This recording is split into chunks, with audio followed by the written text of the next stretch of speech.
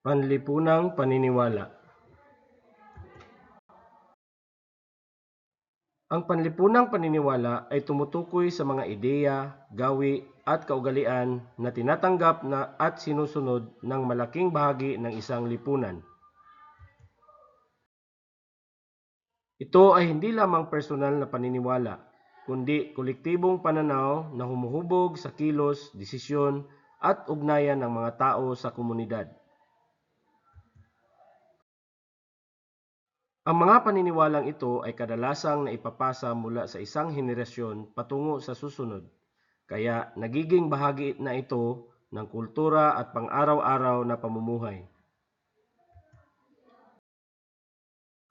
Mga halimbawa ng panlipunang paniniwala.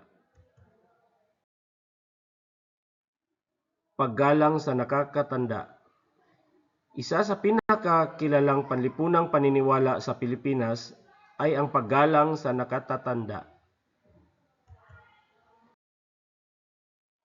Ipinapakita ito sa pamamagitan ng paggamit ng po at opo, pagmamano, at pakikinig sa payo ng mas nakatatanda. Pamahiin. Ang pamahiin ay mga paniniwala na kadalasang walang siyentipikong batayan, ngunit patuloy na sinusunod ng maraming tao. Halimbawa nito ang pag-iwas sa pagwawali sa gabi, pagkatok sa kahoy upang maiwasan ang malas, o paniniwala sa malas na araw. Bagamat simple, ang mga pamahiing ito ay bahagi na ng tradisyon at kultura ng lipunan.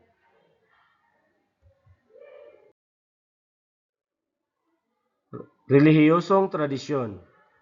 Ang mga gawain tulad ng pagsisimba, pagdarasal, pag-aayuno, at pagdiriwang ng mga relihiyosong okasyon ay mahalagang bahagi ng panlipunang paniniwala. Ito ay nagpapakita ng malalim na pananampalataya ng mga tao at ng impluensya ng relihiyon sa kanilang buhay. Pista at ritual. Ang mga pista at ritual sa komunidad ay nagpapakita ng pagkakaisa at pagpapahalaga sa tradisyon.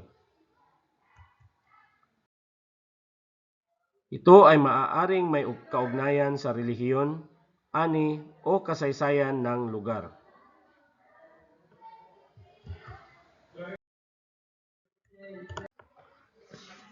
Pinagmulan ng mga panlipunang paniniwala.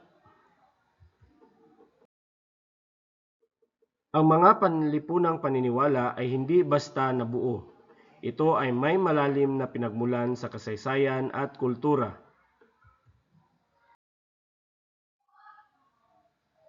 Sinaunang kultura.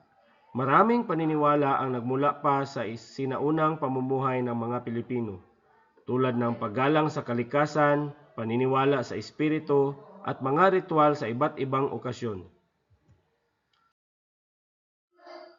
Kolonyalismo. Ang pananakop ng mga dayuhan, lalo na ng mga Espanyol, ay nagdala ng mga bagong paniniwala tulad ng Kristyanismo, mga pista, at iba pang kaugalian.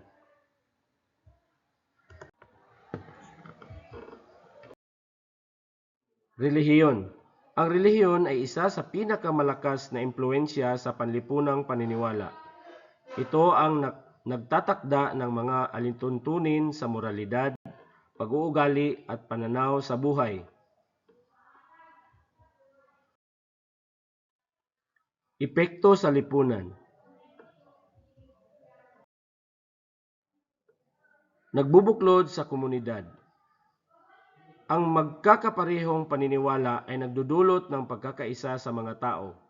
Sa pamamagitan ng iisang tradisyon at kaugalian, mas nagiging matatag ang ugnayan sa loob ng komunidad.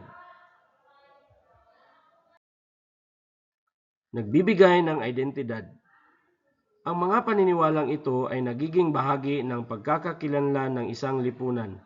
Ito ang nagpapakita kung ano ang pinahahalagahan at pinaniniwalaan ng isang grupo ng tao.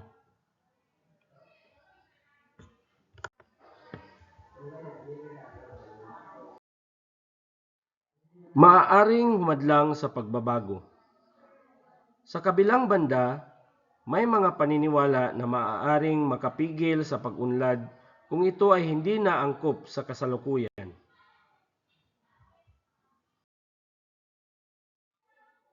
Halimbawa, ang sobrang paniniwala sa pamahiin ay maaaring makaapekto sa tamang pagdedesisyon.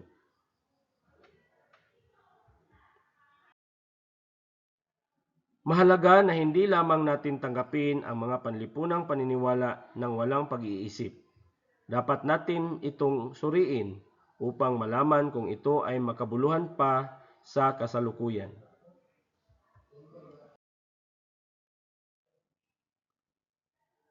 Una, makabuluhan pa ba ito?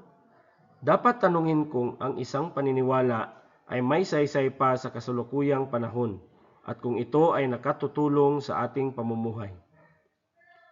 Pangalawa, positibo ba ang epekto? Suriin kung ang paniniwala ay nakatutulong sa pagkakaisa, kaayusan at pag-unlad ng lipunan o kung ito ay nagdudulot ng negatibong epekto. Pangatlo, dapat bang baguhin o panatilihin? May mga paniniwala na dapat panatilihin dahil sa kanilang kahalagahan sa kultura at identidad. Ngunit mayroon ding dapat baguhin o iwanan kung ito ay hindi na nakatutulong sa lipunan.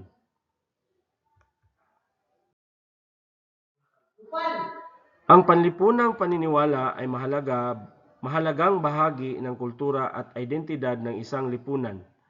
Ito ay nagmula sa kasaysayan, tradisyon at relihiyon at patuloy na nakaaapekto sa ating pamumuhay.